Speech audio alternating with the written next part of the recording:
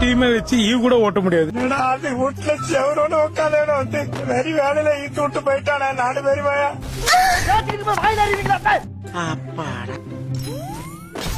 உன்னை நாங்க கூப்பிட்டோமா? உன்னை நாங்க கூப்பிட்டோமா? அம்மா அம்மா இந்த 5வது வாரம் அழிச்சு போண்டா. சிந்தாம விட்டு வா வா வா வா வா வா வாடி வாடி வாடி. நீ நல்லா வருவடா குண்டு பையா. உனக்கு இன்னைக்கு அறுவை சிகிச்சை என் கையில தாண்டி. என்னை அடிச்சிட்டு பெருசா பீத்திக்கிறான். என்ன என்ன ஐட்டங்கள் இவனுக்கு எங்க இருந்து வந்தானுங்க?